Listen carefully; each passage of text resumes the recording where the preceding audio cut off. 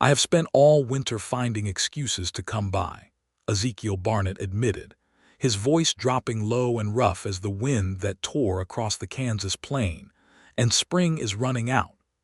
Myrtle Langston stood at her kitchen door with flour on her hands and her heart hammering so hard she was certain he could hear it.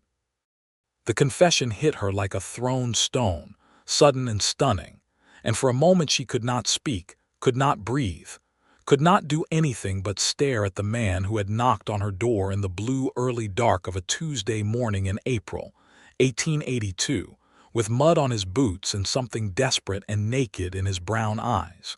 She had known.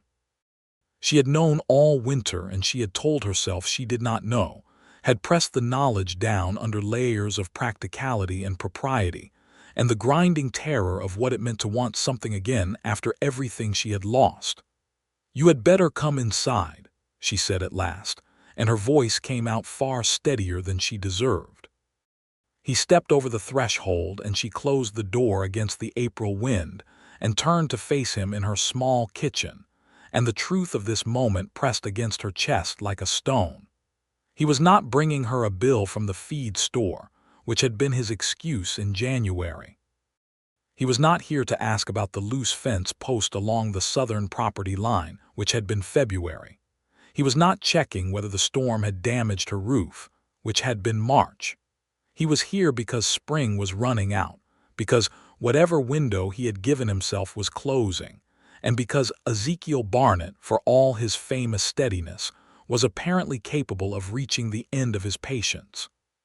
She thought of everything between them over the past 6 months, and felt the story of it unfold in her mind like a map of territory she had crossed without realizing how far she had gone. She had arrived in Hays City, Kansas, in the September of 1881, on a Wednesday afternoon that smelled of dust and cattle and the particular sharp loneliness of the frontier. She was 26 years old, a widow of 8 months, carrying one trunk of belongings and enough grief to fill a silo. Her husband, Thomas Langston, had died of typhoid in St. Louis that January, leaving her with the deed to a 40-acre homestead in western Kansas that his brother had abandoned, a small amount of savings, and the stark choice between returning to her father's house in Ohio, like a failed expedition, or going west to try to make something of the land she had inherited. She had chosen west, because going back to Ohio felt like admitting that her life was over, and she was not prepared to admit that at 26. The town of Hays City in 1881 was no longer the lawless terror it had been in the Hickok years, but it was still a rough and complicated place, a cattle town and railroad hub where the commerce of the frontier moved and the rules of the Eastern world applied only loosely. Myrtle had stepped off the Union Pacific train with her trunk and her deed and stood on the platform looking at the wide brown Kansas sky and felt something shift inside her. It was not hope exactly. It was something harder than hope. It was resolve. She had arranged to purchase supplies at the general store run by a man named Cletus Harmon, a thin, sharp-eyed man of 50 who knew every homesteader within 30 miles and treated new arrivals with the particular mixture of sympathy and calculation that frontier commerce demanded. It was Cletus who had first mentioned Ezekiel Barnett. "You will be neighboring Barnett's land on the east," Cletus had said, wrapping her flour in paper with practiced efficiency. "He runs cattle on about 300 acres, lost his wife 3 years back. He is a good man, steady, helps people out when help is needed. You could do worse for a neighbor." Myrtle had nodded and filed the information away and thought nothing particular about it. She had not come to Kansas to find a neighbor or anything else a neighbor might imply. The first time she actually saw Ezekiel Barnett was 2 weeks after her arrival, when she was attempting to assess the state of the homestead and discovered that the south fence line was in a condition that could only be described as optimistic, in that one had to be very optimistic indeed to believe it would contain anything. She was standing in the weeds looking at the collapsed wooden posts with her hands on her hips when she heard hoofbeats and turned to see a man riding a dark bay horse along the property line from the east. He pulled up when he saw her, and for a moment they simply looked at each other across the broken fence. He was perhaps 30 or 31, she judged, though she would later learn he was 32. He was broad-shouldered and lean in the way that men who work hard outdoors tend to be, with dark brown hair under a weather-beaten hat, and eyes the color of good creek water, which she would discover was the particular shade of warm brown that changed with the light. He had a face that was not handsome in the way that portraits were handsome, but was deeply, quietly appealing in the way that reliable, honest things tend to be. "You must be the new neighbor," he said. He had a voice that was low and unhurried, the voice of a man who had learned that words cost something and ought to be chosen accordingly. "Myrtle Langston," she said. "The fence appears to have given up." He swung down from the horse with the easy efficiency of someone who had been doing that particular motion his whole life. He walked along the fence line and looked at it with his hands in his pockets, and she watched him do it and felt something stir that she immediately and firmly declined to examine. "I have been watching this fence since Callum Langston left," he said. "I should have come over and fixed it before now." "That is not your responsibility," she said. "It borders my land," he said simply, as if that settled the matter. "I am Ezekiel Barnett. I will bring posts and wire tomorrow morning if that is agreeable to you." It was more than agreeable. It was the kind of practical generosity that the frontier ran on, the understanding that neighbors needed each other to survive out here because the land was indifferent and the distances were vast, and there was no one else. She said yes, and he said good, and he rode back east to his land, and she went back to the house and told herself she was not thinking about the way he had looked at her when he introduced himself, like he was memorizing something he had not expected to need. He came the next morning with posts and wire and a second man, his ranch hand Jorge Medina, who was 24 and cheerful and called Ezekiel Mr. Barnett, with a formality that seemed to amuse them both. They repaired the fence in 4 hours, and Myrtle brought them coffee and cornbread because that was what you did, and she and Ezekiel sat on the fence rail while Jorge worked on the far end, and they talked. She learned that he had come to Kansas from Missouri in 1874, that he had built his ranch from a single claim, that he had married a woman named Clara in 1877, and that Clara had died of a fever in the summer of 1878, and that since then he had poured himself into the ranch with the single-mindedness of a man who needed not to stop moving. He offered this information matter-of-factly, without seeking sympathy, and she appreciated that because she understood it. She told him she was from Columbus, Ohio, that she had married Thomas in 1878, that he had been a merchant and a good man, and that he had died in January, and that she had decided to come west because the alternative was going backward, and she did not believe in going backward. She said this last part with more confidence than she felt, and something shifted in his expression, a small recognition, like a man who has been using the same compass. "That makes sense to me," he said, and she believed that it did. He left after the fence was done, and she went inside and stood in the kitchen and admitted to herself, privately and with significant reluctance, that she found Ezekiel Barnett considerably interesting. This was inconvenient. She had come to Kansas to work the land and build a life and not to be flung around by feelings that she was, in her estimation, too recently widowed and too battered by loss to be trusted with. She decided to be sensible about it. Being sensible about it proved to be something she had to renew every single time he appeared, which over the course of that autumn turned out to be with a frequency that taxed her commitment to sensibility considerably.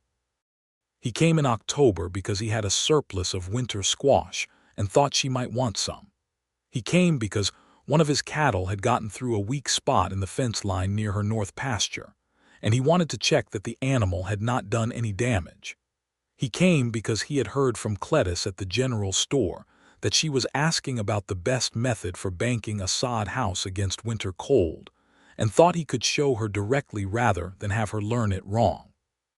He came because there was a community meeting at the schoolhouse about the proposed new road, and thought she ought to know about it, since it would affect the eastern approach to her property.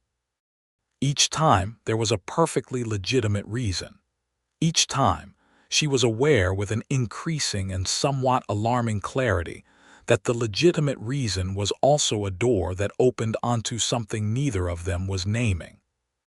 They would stand in her yard or at her gate or on her porch, talking about squash or cattle or sod or township roads.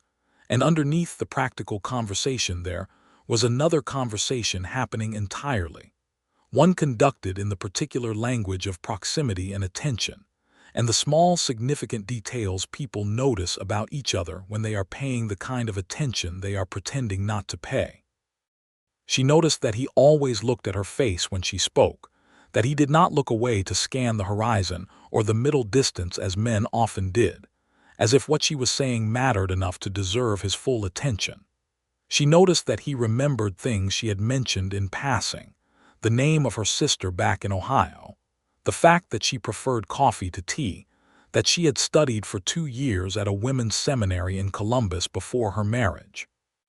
She noticed that he laughed at her dry observations about frontier life with a genuineness that was different from politeness, the laugh of someone who was genuinely surprised to be amused. She suspected that he noticed things about her too.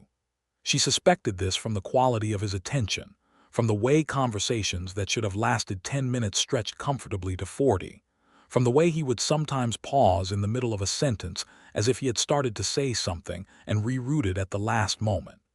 When the first hard freeze came in late October and the prairie turned gray, and then white, she told herself that the frequency of his visits would naturally decrease.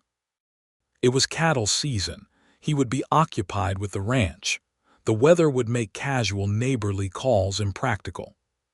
She told herself this and felt something that she absolutely refused to call disappointment.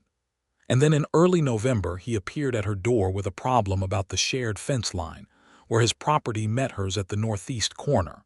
A question about whether she wanted it moved 6 feet to align better with the creek boundary. And she invited him in for coffee because it was 11 degrees outside and he had ridden over in it. And they sat at her kitchen table and talked for 2 hours. He had a dark past of his own, she was learning.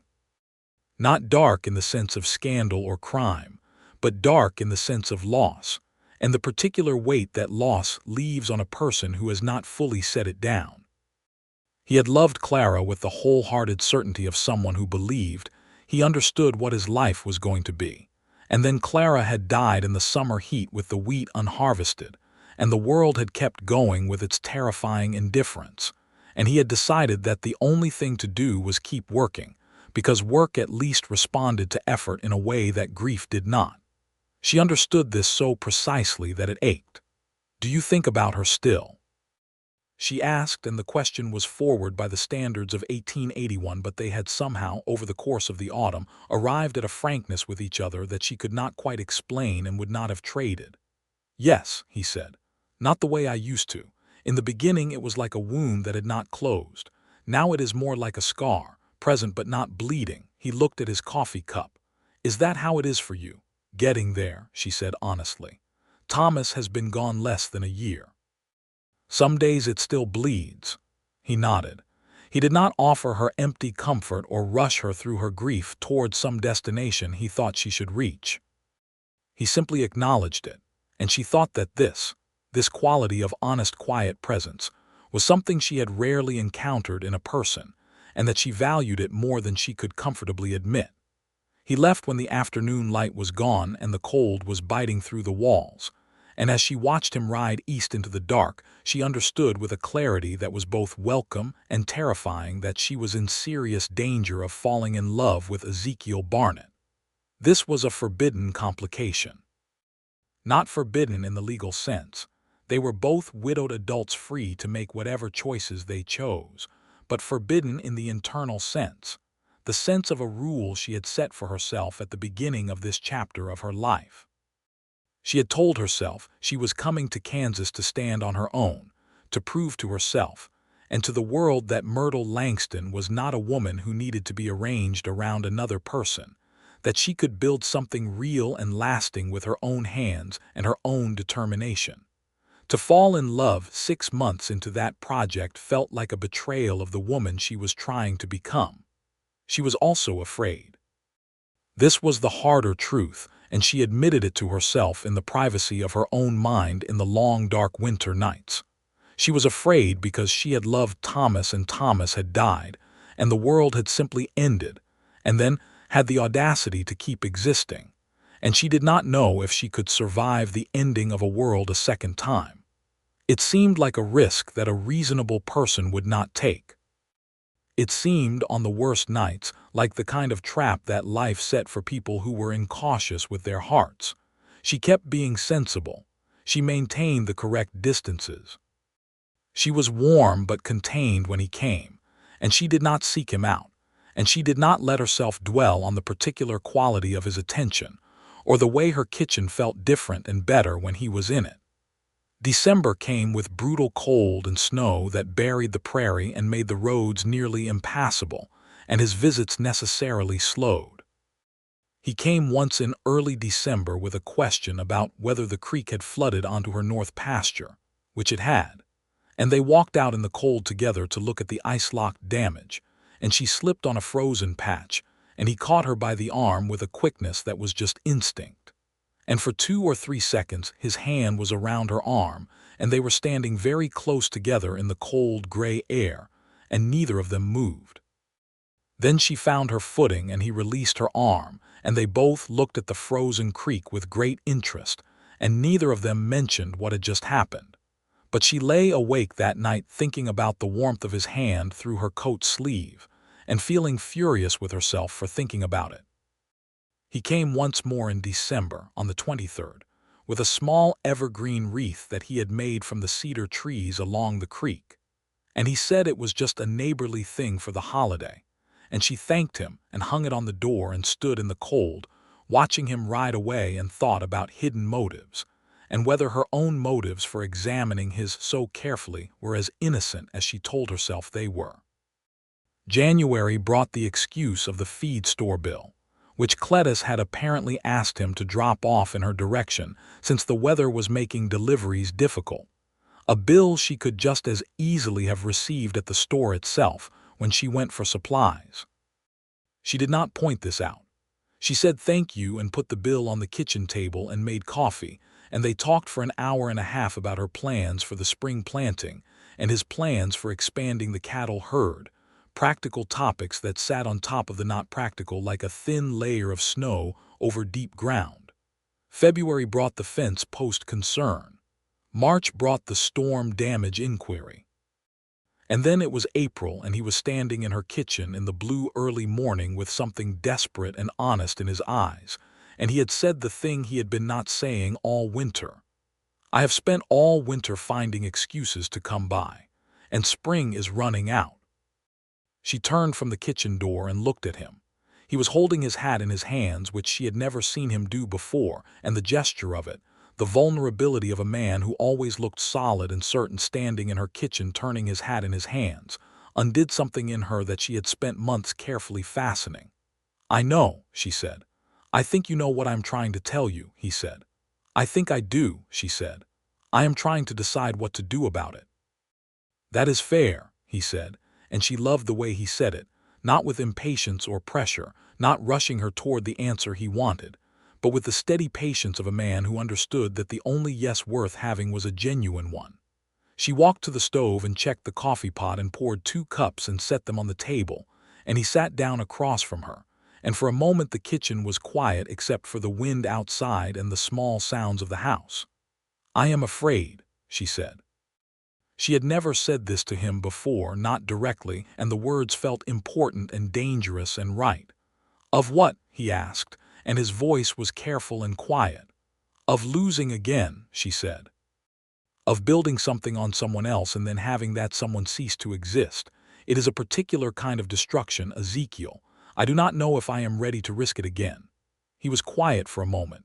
Outside, a meadowlark was singing, the first one she had heard this year, and the sound of it was so hopeful and relentless that it almost hurt. "I understand that," he said at last. "I have been afraid of the same thing. For 3 years I have been afraid of it. I kept my head down and I worked, and I told myself that was enough because the alternative was the risk you are describing." He looked at his coffee cup and then looked up at her.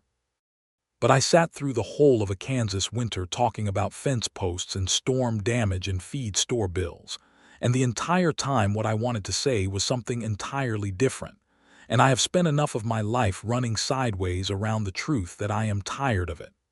She was quiet. She was looking at him and she was aware, with a precision that felt like the opposite of fear, of exactly what she was feeling. She was feeling it clearly and completely, and without the protective distance she had been maintaining. And it was large and real, and it was, she recognized, what she had been feeling since October without letting herself fully name it.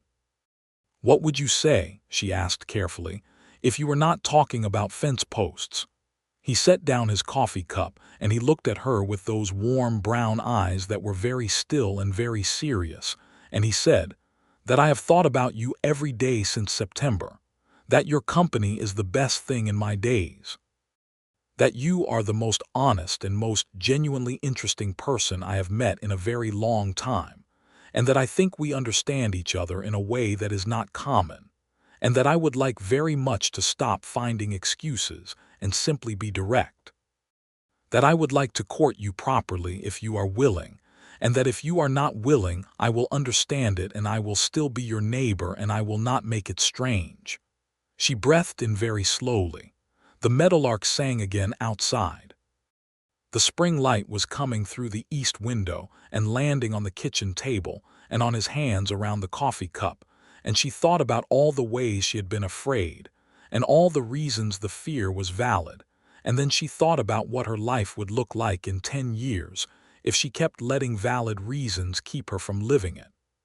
"I am willing," she said. The smile that crossed his face was not a triumphant smile, not the smile of a man who has won something. It was something quieter and more profound, the smile of a man who has been holding his breath for a very long time and has finally, carefully, let it out. "Good," he said, and he picked up his coffee cup and she picked up hers and they sat in the morning light together and began to talk, this time without the fence posts. He courted her with the same steadiness he brought to everything. He was not a man for grand romantic gestures, which suited Myrtle perfectly, because she had a native suspicion of grand gestures and a deep appreciation for the kind of attention that showed up in the small and consistent and unglamorous ways that love actually behaved when it was real. He came on Sunday afternoons and they walked the property line together, talking about the spring and the plans each of them had for their land. He taught her what he knew about the particular challenges of the Kansas climate, the way the spring could turn violent with little warning, the way the summer heat could be managed with the right timing on the planting, the particular signs in the sky that meant serious weather was coming. She taught him things too. She was well-read and curious, and had studied botany at the seminary, and she knew things about plants and soil chemistry that he found practically useful and intellectually delightful. She noticed that he never condescended to her. In a time and a place where the condescension toward women was so thoroughly embedded in the culture that most men could not see it even when she pointed at it directly, Ezekiel Barnett talked to her like a person whose thoughts were worth engaging with. This was not nothing. In 1882 Kansas, this was, in fact, quite a lot. She began to notice, now that she had given herself permission to notice, the many things about him that were quietly remarkable. He was scrupulously fair in his dealings with everyone who worked for him or did business with him. He had 2 ranch hands, Jorge Medina and a man named Will Hatch who was 35 and laconic and fond of chess, and he treated them with a respect that was not performative. He had strong opinions about the treatment of the Cheyenne and Arapaho people who had been displaced from this very land in the 1860s and 1870s, and his opinions were not the self-congratulatory opinions of someone who liked being right about injustices, but the genuinely troubled views of someone who understood that he was living on a history that had been ugly, and that this was something that deserved acknowledgement rather than comfortable forgetting. She loved this about him. She had not expected to find this about him, and she loved it. In May, on a Sunday afternoon when they had walked out to the creek to look at the spring flooding and were standing on the high bank watching the brown water run fast, he reached out and took her hand. He did not make a production of it. He simply took her hand and held it, and they stood there watching the creek, and she felt the warmth of it through her entire chest, like something had been waiting to be warm and had finally found the right conditions. "I want to tell you something," he said. "All right," she said. "I am not a man who is good with words typically," he said. "I think better than I speak. But I want you to know that whatever this is, whatever is happening between us, I am taking it seriously. I am not a man who does things halfway, and I am not courting you to pass the time or to have company through the lonely seasons. I am courting you because I think you are someone I could build a real life with, and because I do not want to be careful about this in the way that prevents anything from happening." She turned to look at him. He was looking at the creek, with the kind of deliberate attention of a man who has said a large thing and is giving the other person room to respond to it without the pressure of his gaze. "I am not a woman who does things halfway either," she said. "I have been afraid, and I told you that, and I meant it, but I am also not someone who lets fear make all her decisions. I came to Kansas after all." He looked at her then. He smiled. "You did," he said. "That took considerable courage." "Or stubbornness," she said. "My father would say stubbornness." "Sometimes they look the same from the outside," he said. She laughed, and he laughed, and the creek ran loud and brown below them. And she thought that this, standing on a creek bank in western Kansas in the May of 1882, laughing with a man who held her hand like it was something valuable, was the best she had felt since the world had ended in January of the previous year. There were complications, of course. There always were, and the complications of this particular situation were not small. The first was the question of what she was going to do with the homestead. She had come to Kansas with the intention of working the land herself, and she had made real progress on this through the winter, had broken and turned several acres, had ordered seed, had begun to understand the rhythms of this particular piece of ground. But a woman working 40 acres alone in 1882 was difficult in ways that went beyond the merely physical. The legal structures surrounding women's land ownership were complicated and often hostile. The social structures were complicated in different ways. There were men in Hays City who did not take her seriously as a landowner, and who made this known in ways that ranged from mildly annoying to genuinely obstructive. The second complication was a man named Denton Ryle. Denton Ryle was a land speculator who had been operating in the Hays City area for 2 years, buying up homesteads from families who had given up and were desperate to leave, and he had made Myrtle an offer for her land in October that she had declined. He had not taken the declining well. He was the kind of man who had decided somewhere in his formation that his desire for something constituted a claim on it, and Myrtle's refusal to sell had registered with him as an affront rather than a simple exercise of her legal right. He had been making small, steady trouble ever since. He had twice had his men ride through her unfenced pasture and trample her early plantings, claiming the access was a historical right-of-way, which was both legally dubious and deliberately provocative. He had told Cletus Harmon that Myrtle's land title was likely to be challenged on the grounds that the original Callum Langston claim had not been properly established, which was an outright lie that Cletus had fortunately not believed, but that had spread through enough of the community to cause her some difficulty. He had sent a man to her door twice with a new offer, and twice she had closed the door in the man's face, which had given her some satisfaction, but had not resolved the problem. When she told Ezekiel about Denton Ryle in May, sitting on the porch in the warm evening, she saw something change in his face that she had not seen before. It was not anger exactly, or not just anger. It was the particular tightening of a man who has encountered something that threatens something he values and is calculating his response. "I know Ryle," he said. "He tried to buy the creek parcel on my eastern boundary last year. I was not interested and he was unpleasant about it. He is the kind of unpleasant that has men and money behind it, Myrtle said. Yes, Ezekiel said. We should talk to Hargrove at the land office, and you should make sure your deed paperwork is in complete order. Everything filed, everything witnessed properly. I have already done that, she said. I went to the land office in March. He looked at her with something that was very close to admiration. Of course you did, he said. I'm not helpless, she said, and there was a slight edge to it, the reflex of a woman who had spent too many months having to assert this. I know you are not, he said immediately, with a sincerity that disarmed the edge. I'm not trying to manage you, I'm trying to think alongside you. There is a difference, she breathed out. I know there is, I am sorry, I'm not used to someone meaning the difference. I noticed, he said gently. We can fix that.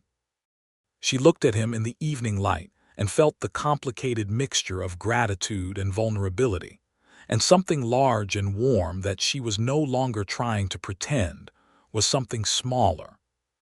The situation with Denton Ryle came to a head in June, and it came to a head in a way that was dangerous enough to make the months of low-grade harassment feel, retrospectively, like the easy part. Ryle had apparently decided that a direct approach to the intimidation problem was called for. On a Thursday afternoon in the middle of June, Myrtle was working in her kitchen garden when two men she did not recognize rode up the track to her house. They were the kind of men whose purpose was written plainly in the way they carried themselves, shoulders rolled forward, hands loose near their hips, the deliberate ease of people who expected the fact of their presence to do the persuading before they opened their mouths. "Mr. Ryle would like to speak with you," one of them said. He was dark-haired and had a scar on his chin and spoke with the flat affect of a man who had delivered this kind of message before. "Mr. Ryle knows where to find me," Myrtle said. She had her garden trowel in her hand, and her voice was steady, and she was making a careful internal calculation about exactly how serious this was. "He can come himself if he has something to say. He prefers you come to him," the man said. "Today." "I have work to do," Myrtle said. "My answer is no." She turned back to the garden and her heart was hammering very hard, and she was acutely aware of the distance between herself and the house where her Henry rifle was leaning against the wall just inside the kitchen door. She had bought the rifle in October and had practiced with it through the winter and was a creditable shot. But two men on horses and her 30 feet from the door was a calculation she did not like. She did not have to make the calculation, because before either man moved, there was the sound of another horse coming fast up the track, and she turned to see Ezekiel riding in at a pace that was not casual, and behind him, at a slightly greater distance, Jorge Medina. She had not called for him. He had simply, in the way that people who pay close attention sometimes know things without being told, known that something was wrong. Jorge told her later that Ezekiel had looked up from the fence work they were doing on the east pasture and said, "Something is off at Langston's place," with a certainty that Jorge had not questioned, and they had ridden over. The two men looked at Ezekiel with the assessment of men who are deciding whether a new factor changes their calculation. What they saw was a man who was completely calm and completely certain, riding up to a situation with the kind of unhurried directness that said he had no particular interest in pretending this was anything other than what it was. "Afternoon," Ezekiel said to the men. He did not dismount. "This is not your business," the scarred man said. "It is my business when I say it is," Ezekiel said, and the mildness of his tone made it more rather than less absolute. "Miss Langston has given you her answer. I think you had better carry that answer back to whoever sent you." There was a long moment. The scarred man looked at Myrtle, he looked at Ezekiel, he looked at Jorge who had drawn up on the far side of the track. He made the calculation. "Mr. Ryle will hear about this," he said. "I expect he will," Ezekiel said. "Good afternoon." The two men rode away, and Myrtle stood in her kitchen garden with the trowel still in her hand and watched them go, and then she looked at Ezekiel, who was still on his horse and was watching her with that particular steady attentiveness. "Thank you," she said. "How did you know?" "I did not know," he said. "I was paying attention and something felt wrong." He swung down from the horse. "Are you all right?" "Yes," she said. "Yes, I am fine. I was thinking about the distance to the door." He looked at the kitchen door and nodded, not theatrically, just with the practical acknowledgement of a man who understood what that distance meant. "You should keep it closer," he said. "I know," she said. He walked to her, and for a moment he stood very close to her, close enough that she could see the particular color his eyes were today, warm and focused. And she thought he was going to say something practical and tactical about the Ryle situation. Instead, he reached out and very gently tucked a strand of hair that had come loose from her braid back behind her ear and said nothing, and the gesture was so quiet and so careful and so unambiguously tender that she felt it in her throat. "I'm going to talk to Sheriff Dawes this afternoon," he said. "Ryle needs to understand that sending men to pressure someone on their own property is not something that is going to be tolerated." "I will come with you," she said. "Good," he said. They rode into Hayes City together that afternoon, and she was aware as they rode down Front Street of the way people looked at them, and she knew what the looking meant, and she found that she minded it considerably less than she would have expected. Let them look. Let them understand that Myrtle Langston was not a woman who could be pressured off her land, and that she had people in her corner who stood there by genuine choice and not obligation. Sheriff Dawes was a capable man named Henry Dawes, who had held the position for 4 years, and who took the complaint seriously. He could not arrest Ryle for sending men to have a conversation legally, but he could and did ride out to Ryle's property the following day and make clear that any further attempts to pressure Myrtle Langston regarding her property would be treated as criminal harassment. He came back and told Myrtle and Ezekiel what he had said, and reported that Ryle had been livid but had understood. Ryle made one more attempt, this time through a lawyer in Abilene, who sent a letter claiming that the original land claim had a title defect, but Myrtle had anticipated this. The work she had done with the land office in March had been thorough, and she had also, on Ezekiel's suggestion, consulted a lawyer in Hayes City named Thomas Pryor, who had reviewed all her documents and confirmed that her title was clean. The letter from the Abilene lawyer went unanswered for 10 days while Pryor prepared a response that was legally comprehensive and unambiguous, and after the response was sent, Denton Ryle went quiet. He left the area entirely by August, having apparently decided that the combination of a sheriff who was paying attention, a title that was legally sound, and a neighbor who was both determined and not without resources had made Myrtle Langston's 40 acres more trouble than the profit justified. When Cletus Harmon told her this at the general store one morning, she felt a satisfaction so complete and clean that it was almost like joy. She told Ezekiel that evening, sitting on her porch in the long summer light, and he smiled the quiet smile that she had come to love precisely because it was not performed. "Good," he said. "Now we can talk about other things." "What other things?" she asked, though she had a sense of where this was going and her heart was already doing the thing it did around him, the warm, irregular thing that she had stopped fighting. He turned to look at her directly, and she could see in his face that he was preparing himself for something important, with the particular seriousness of a man who has thought carefully about what he is about to say. "I would like to ask you to marry me," he said. "I am not asking you today because I think you deserve to be asked properly and I am working up to properly. I am telling you that I am going to ask, so that when I do, you will not be surprised and will have had time to think about it." She stared at him. She laughed, slightly helplessly. "That is the most careful thing I have ever heard a man say about a marriage proposal. I do not want to put you in a position where you feel you have to answer before you have thought it through," he said. "That matters to me." She looked at him in the golden summer evening and thought about fear, and about the world ending, and about the meadowlark that had sung in April while he sat in her kitchen, and admitted that he had been finding excuses all winter.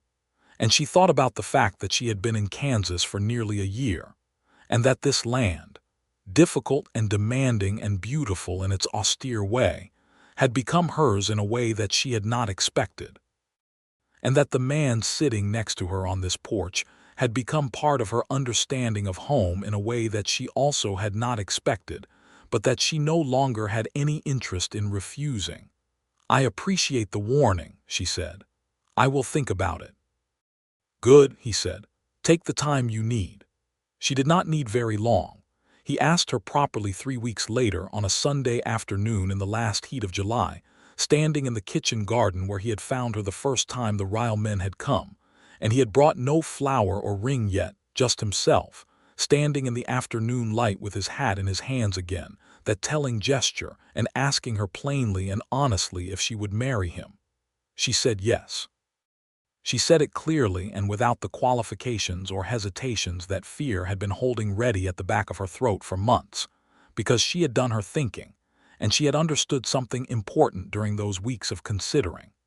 She had understood that the fear was not going to go away if she waited, that there was no threshold of certainty she could reach that would make the risk of loving someone disappear, and that waiting for the fear to finish was the same as deciding not to live.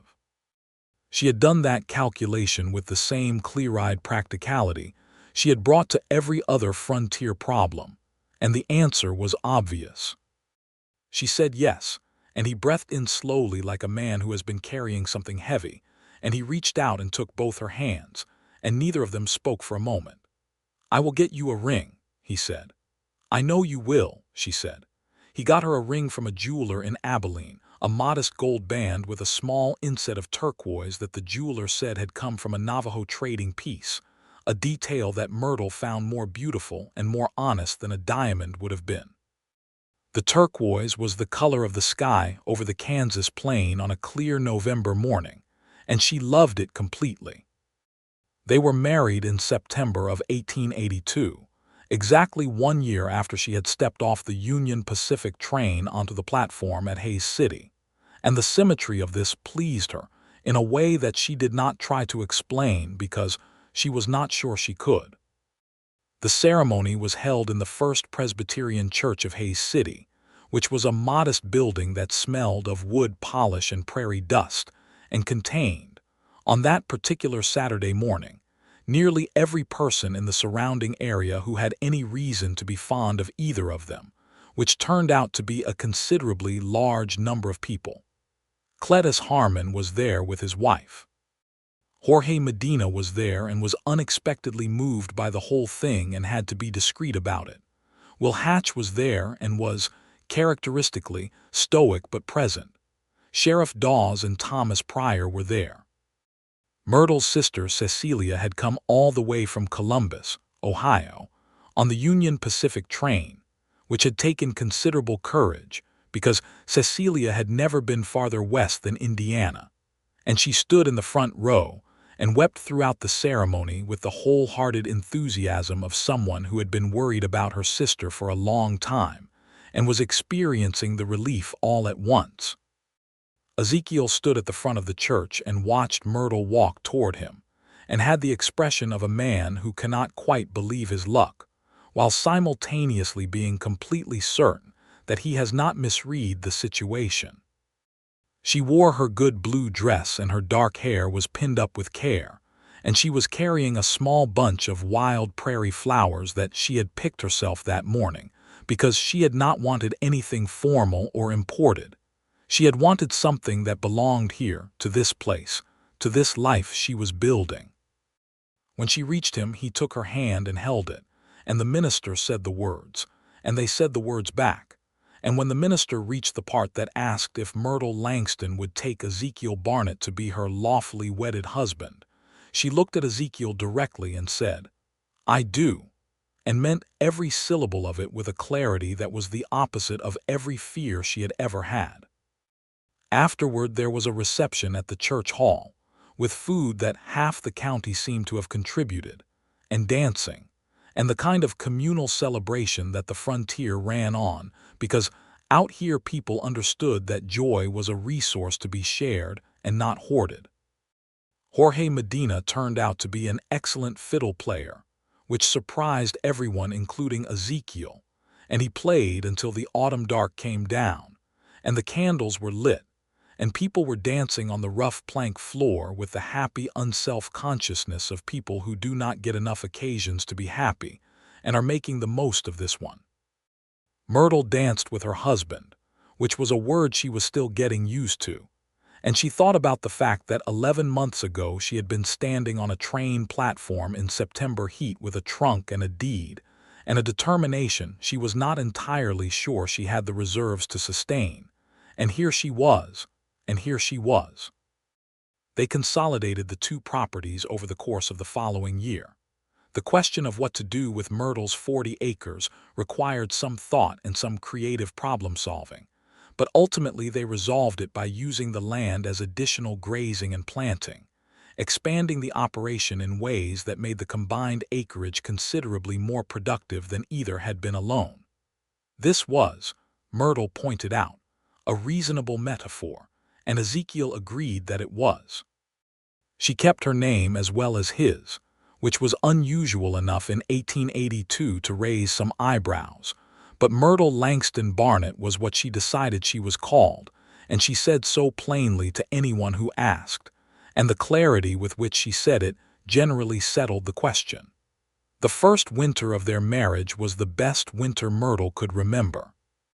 There was something profound and transforming about the experience of not being alone in a sod house on the Kansas plain, when the temperature dropped to 15 below, and the wind made the walls shake. There was a warmth that had nothing to do with the stove, though the stove was excellent, and everything to do with the person on the other side of the table, the weight of someone else in the room, the specific comfort of a voice you wanted to hear answering when you spoke. They talked endlessly. She had not known that marriage could be like this ongoing conversation that moved from the practical to the philosophical to the funny to the intimate and back again, with the easy continuity of a river. She discovered things about him that she had not known, and that delighted her. He had a quietly dry sense of humor that emerged most fully when he was comfortable. He had read more than she had expected, poetry in particular, which surprised her, and which he admitted to with a slight self-consciousness that she found endearing. He had an opinion about nearly everything, and was interested in the opinions of others in the way that people who are genuinely curious, rather than merely polite, are interested. She told him things she had not told anyone. About her marriage to Thomas, which had been good and real, but which had also had the particular limitation of a man who loved her, but who had been raised to believe that wives were certain kinds of people who occupied certain kinds of space, and who had found her directness and her opinions sometimes difficult to navigate. About the grief of Thomas's death and the complex guilt of the grief, the way she had sometimes felt angry at Thomas for dying as though he had had a choice in the matter.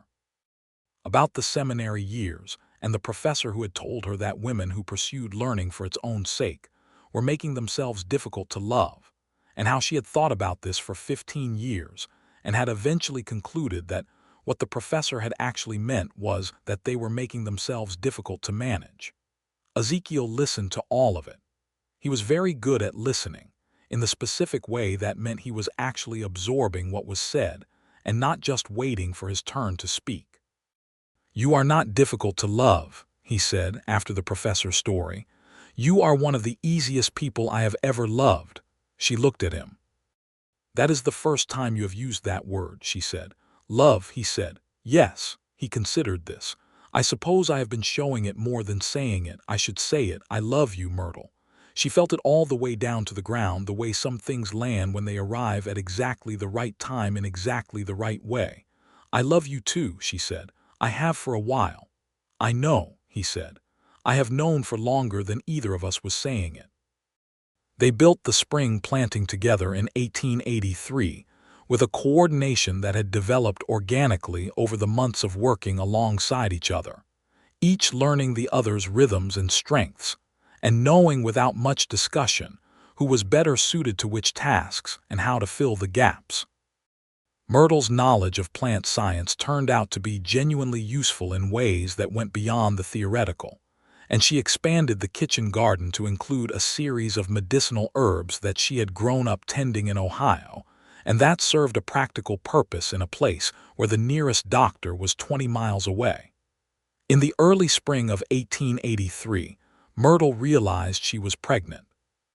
She told Ezekiel on a March evening when the sky was doing the spectacular thing it did at sunset over the flat Kansas plain, turning pink and orange and the particular violet that had no name, and they were sitting on the porch watching it. She said it plainly, as was her way. "I believe we are going to have a child." He was quiet for a moment, and she watched his face. She saw something move through it that was layered and complicated, and she understood some of what was in the layers. Clara had died without them having children, and she knew that this had been a grief of its own kind, the shape of a future that had never been filled. "Are you certain?" he asked. "As certain as I can be at this stage," she said. "In another month I will be more certain." He reached out and took her hand and held it very carefully, as if she had become something that required a different kind of attention than before. He looked at the sunset, and she could see him working through the layers, the hope and the fear and the joy and the worry that all came together in the particular complexity of a man who has lost things, and is being offered something large and wants it badly enough that the wanting is almost frightening. "How do you feel?" he asked. "Terrified," she said. "Wonderful, both at the same time." "That sounds exactly right," he said. He was attentive throughout the pregnancy in a way that she appreciated for its intelligence. He was not hovering or anxious or treating her as though she had become fragile, because he knew her well enough to know that being treated as fragile was one of the fastest ways to make her difficult to be around. He was simply present and paying attention, and doing the things that needed doing with the same quiet competence he brought to everything. And he picked up the work she could not do as the pregnancy advanced without making a production of it. She had a harder time than she had hoped in the last 2 months, with the summer heat of 1883 pressing down on the prairie, and her body making demands that she found alternately fascinating and infuriating. Ezekiel made sure there was always water and shade, and he rearranged the household tasks with the matter-of-fact practicality of a man who cares more about his wife's well-being than about conventions regarding who does which work. Their son was born in October of 1883, in the bedroom of the house that Ezekiel had spent the summer expanding with an additional room to accommodate the growing household. He was delivered by a midwife named Agnes Calloway, who had been practicing in the area for 15 years, and who had delivered so many frontier babies that she approached the process with a brisk expertise that Myrtle found deeply reassuring. The boy was healthy and loud, and had, immediately, an expression of considerable opinion about his circumstances, which Myrtle said was appropriate, and Ezekiel said was her influence. They named him James Thomas Barnett. The Thomas was for Myrtle's first husband, and the naming of it was Ezekiel's suggestion, and she loved him the more for it. Ezekiel held his son for the first time with the hands of a man who has spent his life handling large and difficult animals, and is suddenly confronted with something that requires an entirely different calibration, and he held him with such careful astonishment that Myrtle, tired and sore, and flooded with an emotion she had not anticipated the scale of, felt tears running down her face. "Hello," Ezekiel said to James Thomas, in the low, unhurried voice he used for the most important things. "I am going to do my best." Myrtle laughed through the tears. "That is an honest thing to say to a baby," she said. "He is a person," Ezekiel said. "He deserves honesty." James Thomas grew from a loud opinion-bearing newborn into an equally loud opinion-bearing toddler, and then into a small boy who had his father's steadiness and his mother's intense curiosity, and who was interested in everything the farm had to offer. Jorge Medina, who had not married, became an honorary uncle of such commitment that James Thomas called him Tio Jorge before he could manage any Spanish beyond that, which Jorge considered the highest possible compliment. The years between 1883 and 1887 were years of building, in every sense. The ranch expanded as Ezekiel's careful management and Myrtle's additional acreage and her gift for the more scientific aspects of agriculture paid dividends. They hired an additional hand in 1885, a young man named Clarence Dupree, who was 22 and from Missouri, and who turned out to be extraordinarily good with horses. The operation grew solid and respected in the community. Myrtle had not stopped thinking and learning, and expanding her understanding in the ways she had always been drawn to. She wrote letters to agricultural publications about her experiments with dry farming techniques that she had been developing in response to the particular demands of the Kansas climate. 2 of these letters were published, which caused a modest sensation in Hays City, where women writing for agricultural publications was not the norm, and which she received with the satisfaction of someone who has said something true and been heard. She also became involved in the question of the local school. The schoolhouse that had been built in 1880 was inadequate for the growing community, and in 1885, she was one of the primary organizers of the effort to build a new, larger schoolhouse and to improve the quality of the teaching available to the children of the area. This meant attending meetings, organizing fundraising, writing letters to the county school board, and generally being a persistent and well-prepared presence in the public life of the community. Ezekiel attended the meetings with her and occasionally spoke at them, and their partnership in this, as in everything, was quietly visible and effective. Sheriff Dawes told Ezekiel one afternoon in 1886 that Myrtle Langston Barnett was, in his assessment, the most capable person in the county. Ezekiel said he had known this from September of 1881 and had acted accordingly. Their second child arrived in the spring of 1887, a girl they named Clara Alice Barnett. The Clara was for Ezekiel's first wife, and the naming was Myrtle's suggestion this time, offered in the same spirit in which his naming of Thomas had been offered, and received with the same quality of recognition.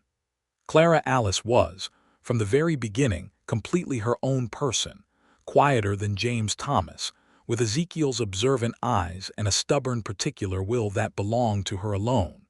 She watched the world with the thoughtful attention of someone who is filing everything carefully for later use.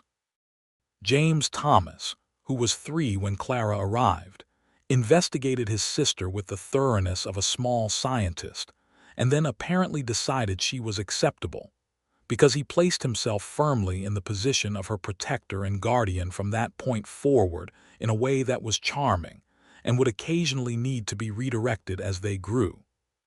The spring of 1887, with both children and the solid ranch and the years of good work behind them, was also the spring when Myrtle and Ezekiel had a conversation that was both important and difficult, the kind of conversation that marriages need sometimes to have in order to keep being real. It had been accumulating for some weeks. Myrtle had been quieter than usual, in a way that was internal rather than troubled, and Ezekiel had noticed it with his characteristic attentiveness and had given her time before he asked. When he asked, on an evening in April when the children were in bed and the house was quiet and the spring air was coming through the open window with the first real warmth of the year, she told him the truth. "I have been thinking about what I want for the next part," she said. "The next years. What I want for myself, not just for the children or the ranch or us collectively." "Tell me," he said. "I want to do more with what I know," she said. "About the land, about farming, about the techniques I have been developing. I want to write more seriously, not just letters to publications. I want to write something substantial, a monograph on dry farming methods, something that might be actually useful to other homesteaders." "Yes," he said, and he said it immediately, without hesitation, with the wholehearted directness of a man who had never had any interest in the smaller version of his wife. She looked at him. "It would take time. Time that currently goes to other things. We will rearrange the other things," he said. "You say that as if it is simple." "It is simple," he said. "It is not easy, but it is simple. What you know is worth writing down. The people who are trying to farm this land need what you know, and you need to do it. That is enough." She felt the familiar feeling of loving him, which after 5 years was no less vivid for being familiar and was in some ways more vivid precisely because it was familiar. She knew the quality of his attention by now, and she knew when it was real, which it always was. "I love you," she said. "I know," he said. "I love you too. Write the book, Myrtle." She wrote it over 2 years, in the early mornings before the household fully woke, and on the long winter evenings when the children were asleep and the house was quiet. Ezekiel quietly arranged the daily schedule around the writing time with the same matter-of-fact competence with which he arranged everything. And when she came to him with drafts and asked him to read them, he read them carefully and said things that were true and useful.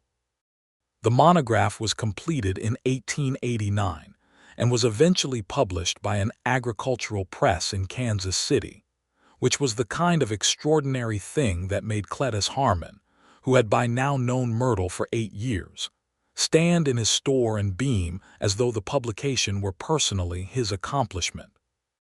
It was reviewed in 2 agricultural journals, both favorably, and was used by the Kansas State Agricultural College as a reference text, which was the achievement she was most quietly proud of.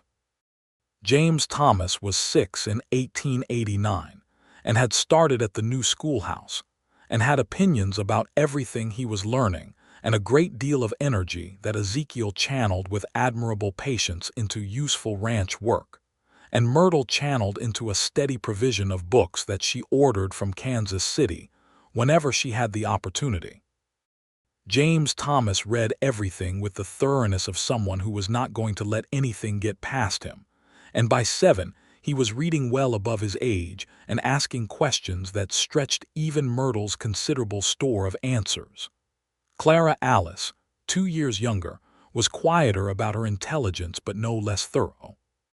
She particularly loved the horses, following Clarence Dupree around the stable with a silent intensity until Clarence, who was not a talkative man, simply began explaining things to her without being asked, because her attention was too genuine to be ignored.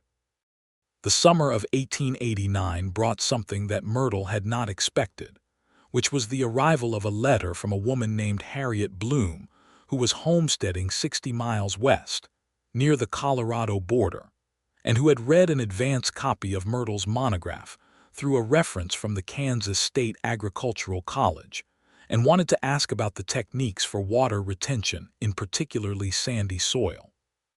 The letter was the beginning of a correspondence that became one of the most sustaining friendships of Myrtle's adult life, and it was also the beginning of something larger.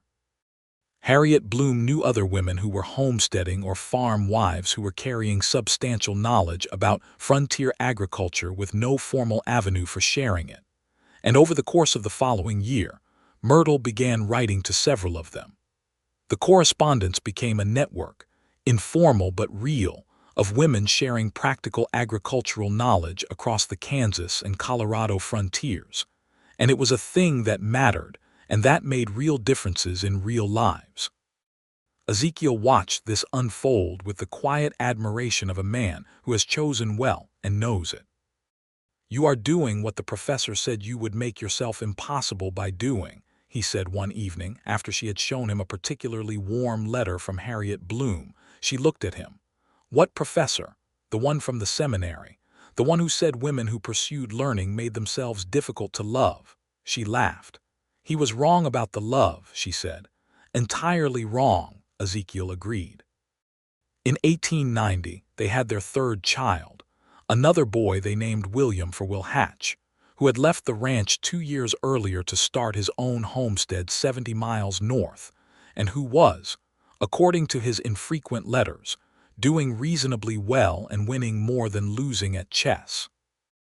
William Ezekiel Barnett arrived in February of 1890 during a snowstorm that made the midwife's journey to the house a serious undertaking, and he came into the world with the placid equanimity of someone who had decided in advance that fussing was not his primary mode. James Thomas, who was 7, treated his new brother with the careful authority of an eldest child. Clara Alice, 5, looked at William with her father's considering eyes and said, "He is very small," and patted his head with a delicacy that she otherwise rarely displayed. The ranch in 1890 was a successful operation by any honest measure. The combined acreage of the two original properties, added to a small additional parcel Ezekiel had bought in 1886 when a neighbor had decided to go to California, totaled nearly 400 acres.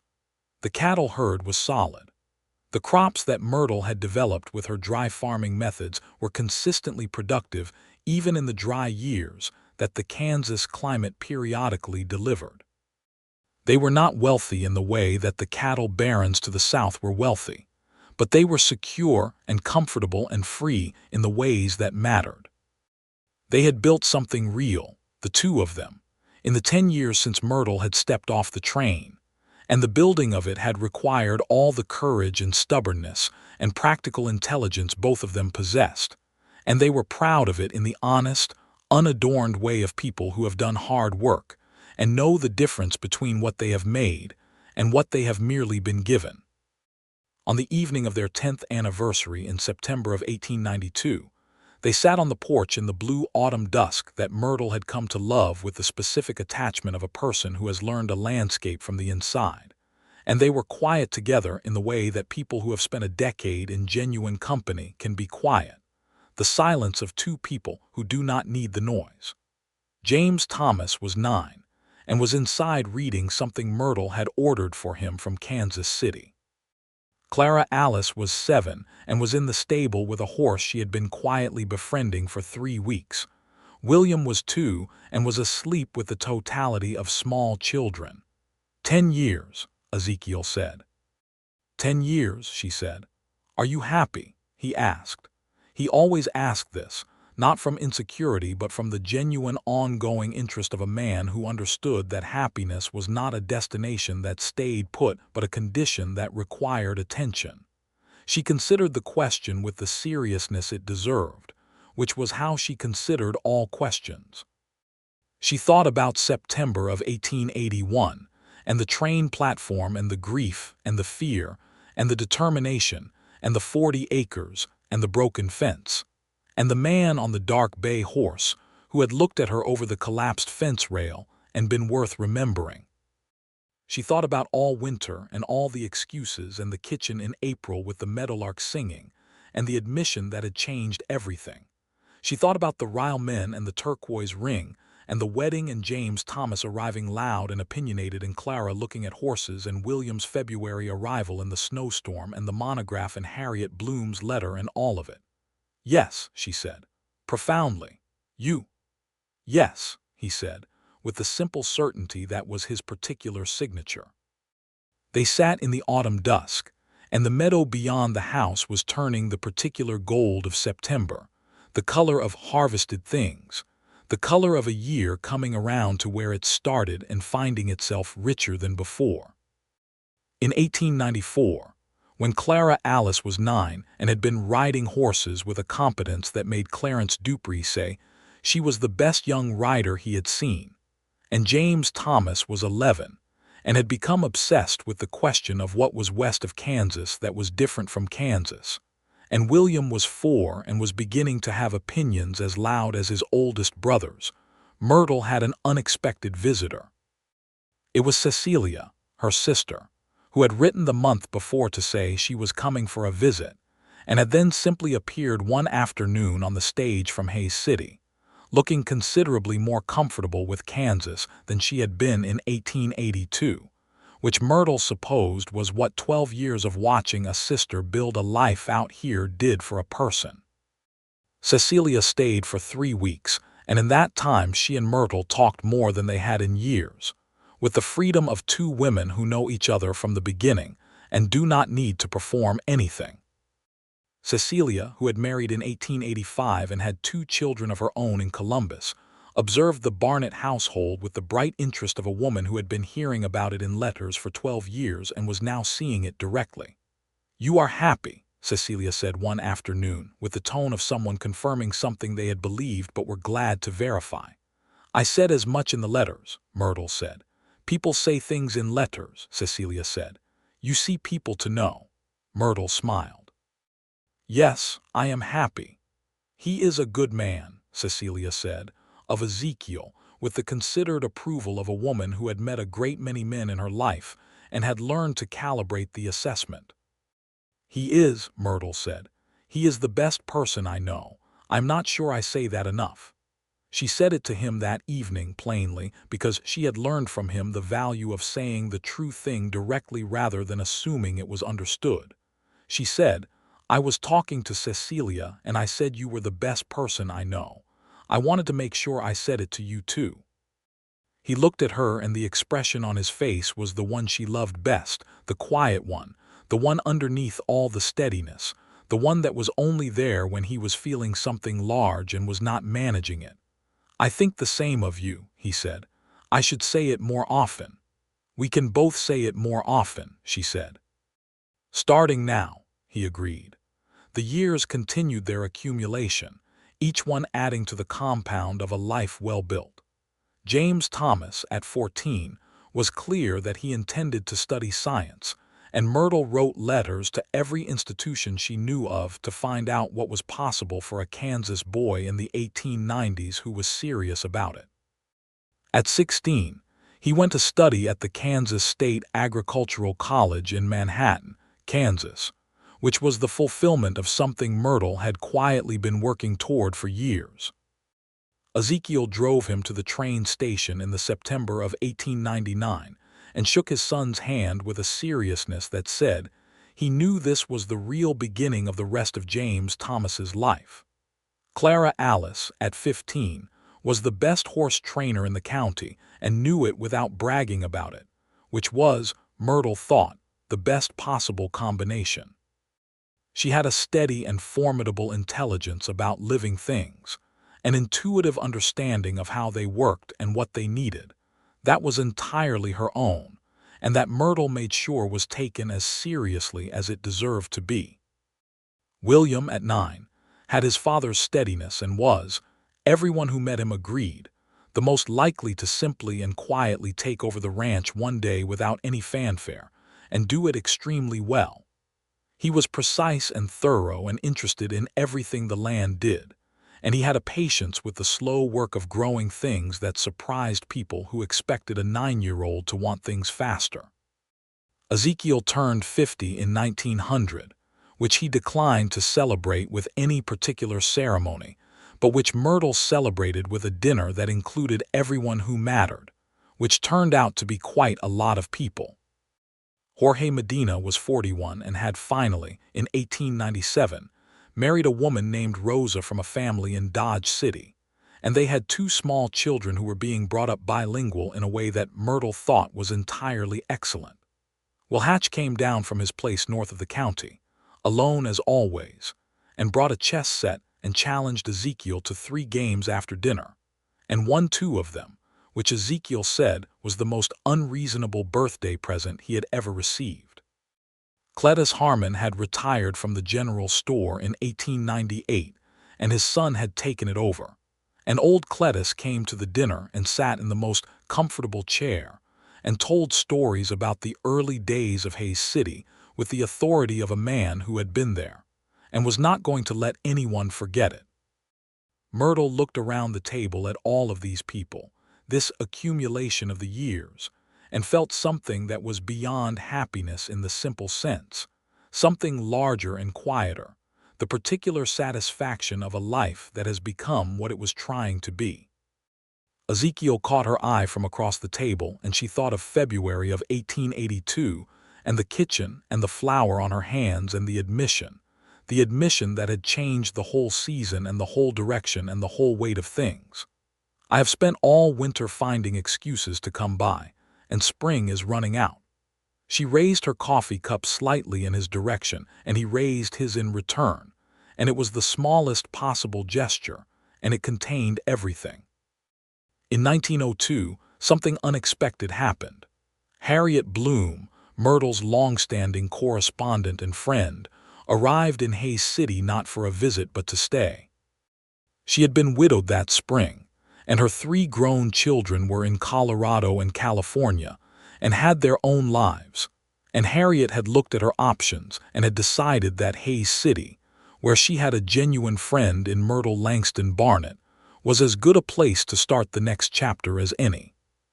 She was 54 and resourceful, and had a dry, practical humor that meshed immediately with the rhythms of the Barnett household, and she found a small house in town and settled into the community with the efficiency of someone who had been homesteading for 30 years and understood that the most important thing in a new place was to be useful. She was useful in a great many ways. She and Myrtle revived the agricultural correspondence network with new energy, and together they organized 2 gatherings of farm women from the region to share knowledge, which were the most practically valuable days those women had spent in years. Harriet also, to Myrtle's great pleasure, proved to be someone Ezekiel liked, a rarer thing than one might expect. "She thinks clearly," Ezekiel said, which was the highest compliment he gave. "She does," Myrtle agreed. "I have known it for 15 years, but it is nice to have you confirm it." Clara Alice, at 17, was teaching Harriet Bloom to ride with greater confidence on the particular terrain around Hayes City, and Harriet was teaching Clara Alice things about the mathematics of water management on dry land that turned out to be directly relevant to the horse breeding program that Clara was quietly designing for the ranch. Because Clara had decided that horses were what she was going to do with her life, and she was doing the groundwork of it with the methodical seriousness that was entirely her own. James Thomas came home from the Agricultural College in 1903, at 20 years old, with a qualification in agricultural science, and a head full of information that Myrtle checked against her own years of observation, and found to be, satisfyingly, mostly correct. He was a young man now in a way that still surprised her sometimes, broad and serious, and with Ezekiel's careful way of speaking and her own intensity of focus. He had a young woman he was fond of in Manhattan, Kansas, which Myrtle learned from the particular frequency with which her name appeared in his letters, and she did not push for information but made clear she was interested and would be pleased to hear more whenever James Thomas was ready to tell it. He brought her home at Christmas of 1903.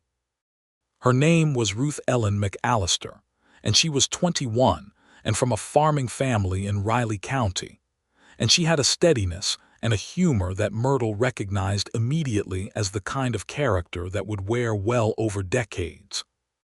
Ezekiel took to her within the first hour, which said everything, and Clara sized her up with those assessing eyes and then said, after Ruth Ellen had helped with the horses without being asked, and had done it correctly without being told, "She is all right," which was the best available endorsement from Clara Barnett.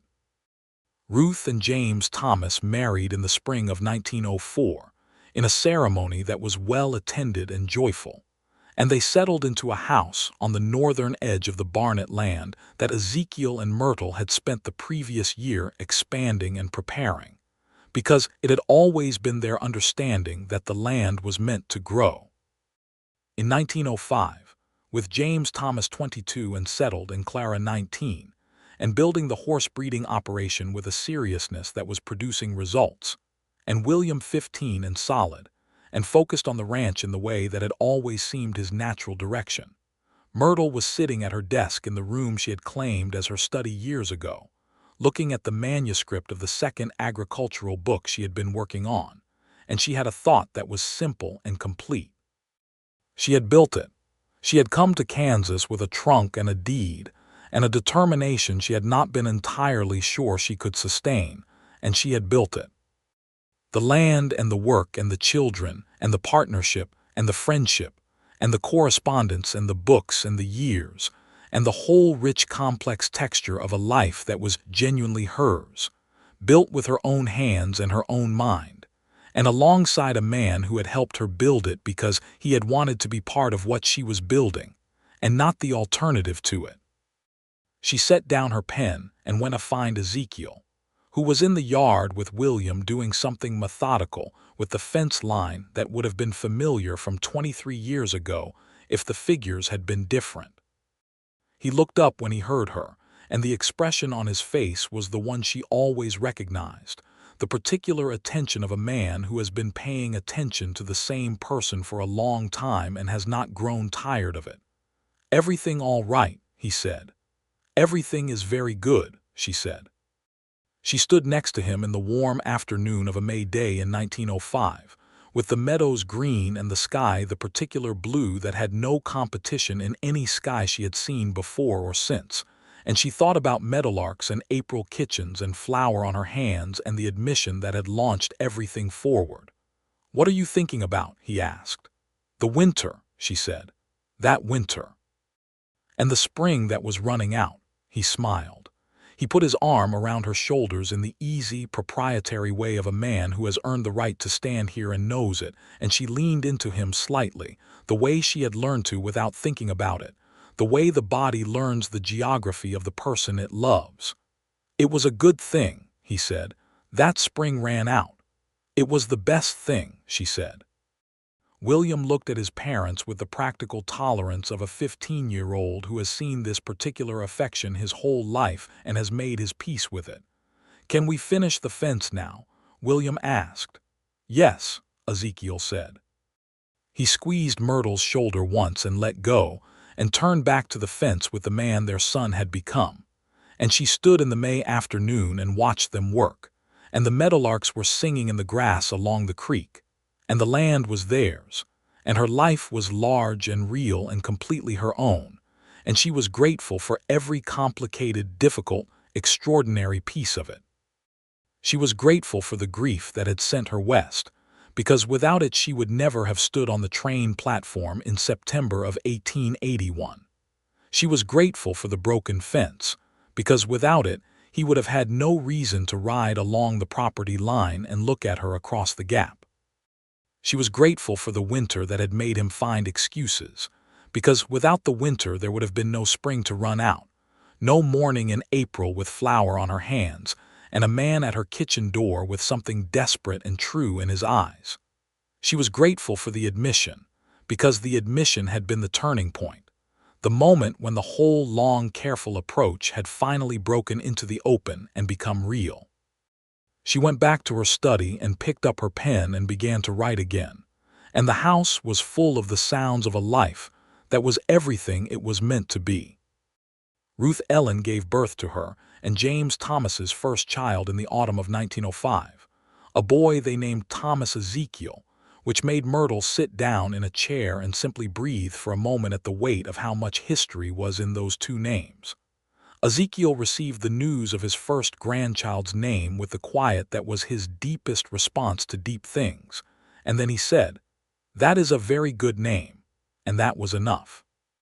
Clara's horse breeding program produced its first major result in 1906, when the animal she had been working toward, a particular quarter horse line with the specific combination of endurance and quickness that the working ranch demanded, was achieved in a foal that was everything she had designed it to be. She named the foal Meridian because she said it was the point she had been navigating toward, and she was right about it in the way she was usually right about horses. Clarence Dupree, who had been with the ranch since 1885 and who was now 43 and had married a woman named Ida in 1898, watched Clara achieve this and said, with the simplicity of a man who did not use words carelessly, "That is something." Coming from Clarence, this was a standing ovation.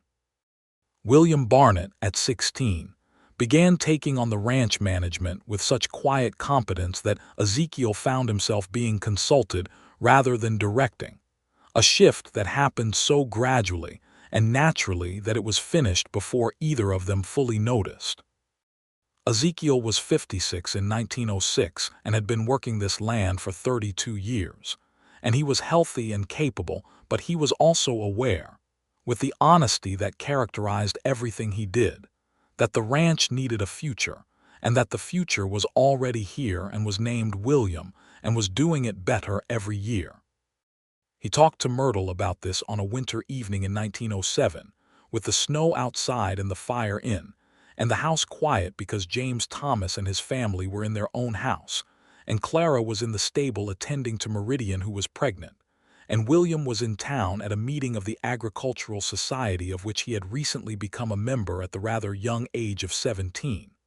"I think the ranch is William's now," Ezekiel said. "Not legally, not yet, but in the real sense."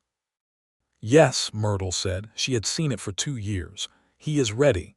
I know he is. I am proud of it." He looked at the fire. "I want to make sure he knows it came from somewhere. That it was built by people who cared about it." "He knows," she said. "He has watched you care about it his whole life. He does not do anything differently from the way you would do it, except perhaps a little better organized." Ezekiel smiled. "That is you in him. Maybe both of us," she said. They began, in the spring of 1908, the formal transition of the ranch to William, done properly through the legal structures of the time, with Thomas Pryor's son at the law office in Hays City handling the documents, because the elder Pryor had retired.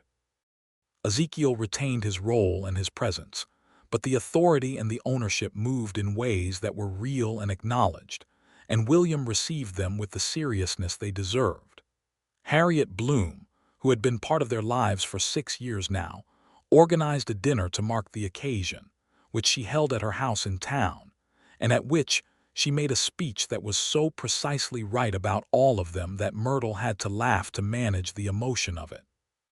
James Thomas and Ruth Ellen had a second child in 1908, a girl they named Myrtle Clara, which absolutely undid both of the women for whom she was named and delighted James Thomas, who said he had planned the double impact deliberately. Myrtle's second book was published in 1908 by the same agricultural press in Kansas City, and this time it was reviewed in 4 journals and adopted by 3 institutions, and a professor at the University of Kansas wrote her a letter calling it the most practically useful text on dry farming in the Great Plains in print, and this letter she kept in the drawer of her study desk, where she kept the things that mattered most.